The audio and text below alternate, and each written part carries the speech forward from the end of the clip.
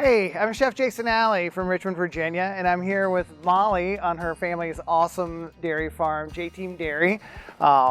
We think a lot about ingredients when we're cooking, and we know that the quality of ingredients impacts the quality of a dish. I guess the same is to be said for milk, right? Absolutely. Great. So I can't wait to see how the feed impacts the milk. Can you show me how all this is done? Absolutely. We can take a glimpse into the life of a dairy farmer. Awesome.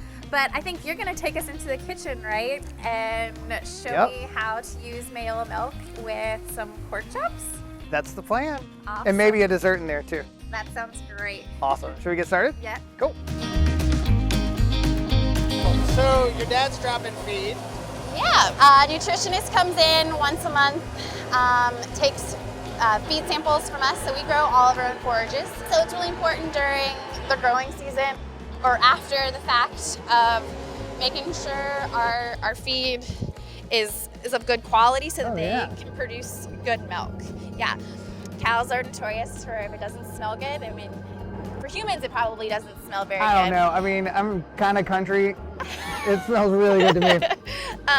So that they will eat it. I mean, this is a huge part of what makes amazing. Good milk.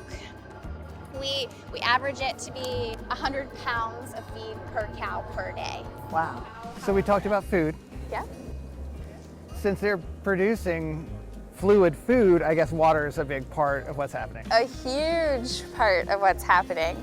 So cows on average can drink a bathtub water full a day. Having access to fresh, clean water is really important. Sure. Most of the time when cows come back out of the pollard, going back into the barn, their first stop is to drink water. All right, Jason, this is just a little bit of a glimpse into the life of a dairy farmer and what goes into the glass of milk. Can you show me what's gonna get cooking in the kitchen with Mayilla milk? Absolutely, I can't wait. Sounds good. Cool.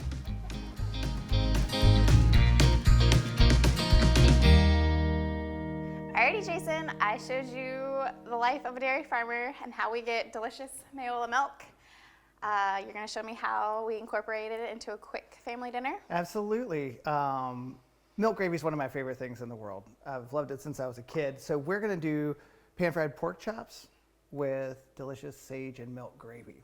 So first thing to do is we're gonna make our seasoned dredge. So if you wanna grab your dish there, we're gonna do about a cup and a half of flour. It doesn't need a whole lot. Okay. All right, and then we've got our seasonings here. So instead of seasoning the pork chops directly, we're gonna make a really heavily seasoned flour. Okay. And that's gonna give all the flavor to the pork, but it's also gonna leave some flavor in the pan and develop what's called a fond. A fond is all the sort of browned bits that happen when you're cooking, and that's like concentrated flavor, basically. So the good stuff is right. Half a teaspoon-ish of onion powder. Okay. The same of garlic powder, or granulated garlic. This is smoked paprika. Smoked paprika. Right, so I think most of us, especially in the South, know that smoking pork is pretty much delicious. So Yes, it is. smoked paprika there, and then we're gonna do, just because it's not as dense, we're gonna do 1 tablespoon of rubbed sage, Okay. kosher salt. We're gonna do a tablespoon-ish of that, and then a half a tablespoon of black pepper. Yeah, there we go. Addition a dash. Okay. So whisk your flour and your seasonings together and kind of wiggle the bowl. That's going to get everything evenly distributed. So these are our pork chops. These are center cut loin chops. So this comes from the pork loin, which is, the top back of the animal. One thing about these is, besides being delicious, they're really, really lean and they're really high in protein. So you're looking at about the fat and protein content of like a boneless, skinless chicken thigh. Okay. Which is great. So it's a wonderful thing that you can eat and not feel guilty about. So we're just gonna kind of lightly dredge. We just wanna make sure that the whole thing is covered with flour, but not too excessive. So this is going to keep the pork chops from sticking a little bit. But if they do stick, once again, we're developing that flavor in the pan, and that's just going to help season the gravy. Okay. So, all right, so behind us we have cast iron skillets. These things are important for a couple of reasons. The biggest one is that when you're frying, we're going to do about a half a cup, a little bit less in yours, just because there's less surface area. So before we fry, what we want to see is oil that's moving pretty easily. And also, do you see that shimmer? Yeah. That's a good indication that we're ready to go. We're ready to go. So, carefully, we're just going to lay these in the You pan. hear it. Yeah, that sizzle's nice. Crack, sizzle, pop. So, one thing about that sizzle, you're going to get a little bit crisper pork chop. So, the gravy is super easy. The main flavor that we're going to have in here is fresh sage. Okay. Sage and pork are just like the best flavor combination together. Do we need to check on these pork chops? They sound like they're doing great. So what we're going to look for here, you can start to see just a little bit of brown color on the sides, and a little bit of the protein should start coming out. When we see that, that's going to be a good indicator that we've got nice and brown on one side. So I think they've got about another 30 seconds, maybe a minute. Okay. So I'm going to knock out my sage real quick. And then I'll pass you the knife. Yeah, I'll see if I can get this sage chopped up. So as you can see, it's not perfect, it's not beautiful, it's kind of coarse. That's just going to give us bigger pops of flavor. I think we're ready to flip some pork. Big leap in there. You Okay. want to join me over here? Absolutely. So we're getting some cooking. This is the proteins that are coming out. You can see the little bit of brown edge. And that's a great looking pork chop. It doesn't need to be super dark. If you do want to develop the color, it's also going to give some crispness to it. So these look great. We're going to get ready to start our gravy now. Okay. So we talked a little bit about roux.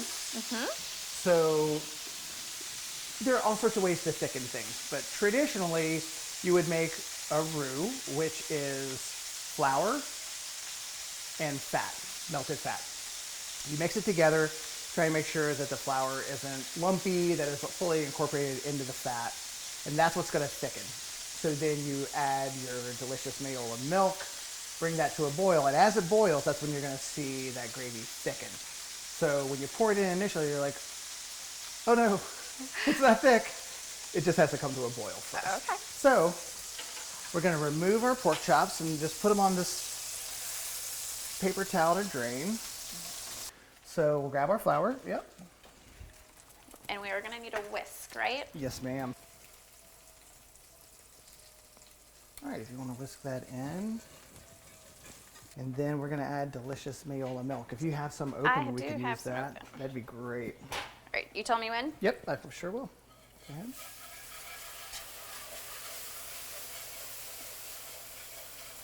There we go, great. So it's about 3 cups. Okay. As it cooks, it'll continue to thicken. No big deal. You just add more milk, keep it moving. Stirring is extremely important because it will, as it thickens in particular, it'll stick to the bottom and scorch. So to season, we're gonna add our fresh sage. You want both of them? Maybe about a half of yours. Okay. Perfect. So the only thing left to do to this thing is some salt and pepper. So we have just made milk gravy with sage for our pork chops. You want to plate some up and see how they taste? Let's do a little. However you like it. I normally just go through the middle. And what we'll do is we'll spoon some of this delicious gravy on. Great, thank you. Those look awesome, huh? Yes, they do. That's a pretty fast dinner, right? Pretty quick and easy. It really is. So, you know, if you're in these times that we're in and it's cold outside and things are a little tough and you want something that's just really sort of comforting, and then all of a sudden you've got a meal for your family that you feel really good about serving them. Absolutely. So that is pan-fried pork chops with sage milk gravy. Well, thanks for teaching me how to do it, Jason. Thanks. I really appreciate it. Oh my gosh, thank you for walking me through the process. It was awesome. And you did it. I We know did you're it. not a big cook. Woo! You did great. Want to eat? Absolutely. All right, let's do this.